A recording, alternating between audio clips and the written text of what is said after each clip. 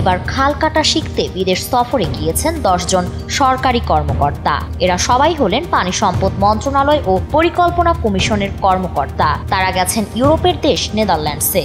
বলা হচ্ছে তারা নদী তীর সুরক্ষা ও খাল খনন প্রকল্পের প্রশিক্ষণ নিতে গিয়েছেন। তবে বিতর্ক উঠেছে কারণ সফরে যাওয়া 10 জনের মধ্যে 7 জনই নন টেকনিক্যাল কর্মকর্তা, অর্থাৎ তাদের এই প্রকল্পের সঙ্গে সরাসরি কোনো প্রযুক্তিগত সম্পর্ক নেই। বিশ্লেষকরা বলছেন সরকারি অর্থে এমন সফর প্রকল্পে কোনো বাস্তব সুফল আনবে না, বরং এটি অপ্রয়োজনীয় অর্থ অপচয়ের আরেকটি দৃষ্টান্ত।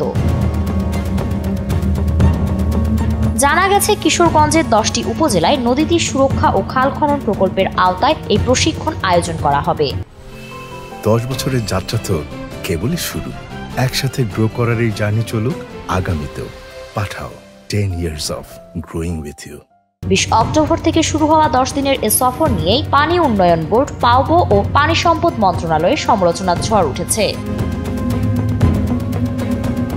দৈনিক যুগান্তরের এক প্রতিবেদনে বলা হয়, পানি সম্পদ মন্ত্রণালয়ের এক সিনিয়র কর্মকর্তা ক্ষোভ প্রকাশ করে জানান, অর্থ মন্ত্রণালয় 2025-26 অর্থ বছরে বিদেশ সফর সীমিত করার নির্দেশ দিয়েছিল। এরপরও মন্ত্রণালয়ের এক প্রভাবশালী কর্মকর্তার তদবিরে এই সফর অনুমোদন করা হয়। তিনি আরও বলেন, এদের এই প্রশিক্ষণ কোনো কাজে লাগবে না, বরং এটি কেবল বিলাস ভ্রমণ ছাড়া কিছুই নয়। তবে পানি সম্পদ মন্ত্রণালয়ের সিনিয়র সচিব মোহাম্মদ মোকাব্বির হোসেন এই অভিযোগ অস্বীকার করে বলেন, নেদারল্যান্ডস দূতাবাস যাচাই বাছাই করে প্রশিক্ষণ প্রার্থীদের তালিকা দিয়েছে, এখানে কোনো অনিয়ম হয়নি। কিন্তু প্রকল্প পরিচালক পাওবোর এক প্রকৌশলী জানিয়েছেন, প্রকল্পের ব্যয়ের মধ্যেই নেদারল্যান্ডসের প্রশিক্ষণ আয়োজনের কথা ছিল, যার জন্য বরাদ্দ রাখা হয় 70 লাখ টাকা। তিনি আরও বলেন, এই প্রশিক্ষণে নেদারল্যান্ডস সরকারের কোনো ব্যয় নেই, সব খরচ আমাদের প্রকল্পের বাজেট থেকেই যাচ্ছে।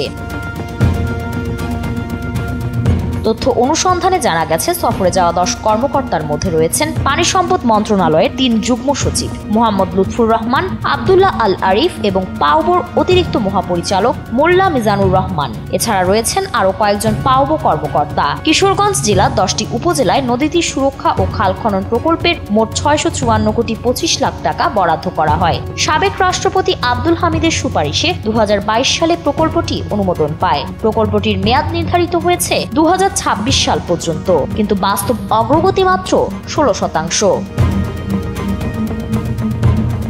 এমন অবস্থায় প্রকল্পের কাজ এগোচ্ছে না, অথচ কর্মকর্তারা বিদেশ সফরে যাচ্ছেন। এই নিয়ে ক্ষোভ প্রকাশ করছেন সংশ্লিষ্ট অনেক কর্মকর্তা ও বিশেষজ্ঞ। তবে এই নিয়ে সরকারি মহলে নীরবতা থাকলেও প্রশাসনের ভেতরে ভেতরে অনেকেই বলছেন, প্রকল্পের কাজের চেয়ে প্রশিক্ষণের নামে বিদেশ সফর এখন যেন এক ধরনের রেওয়াজে পরিণত হয়েছে। ফারিন রহমান প্রীতি, এনটিভি।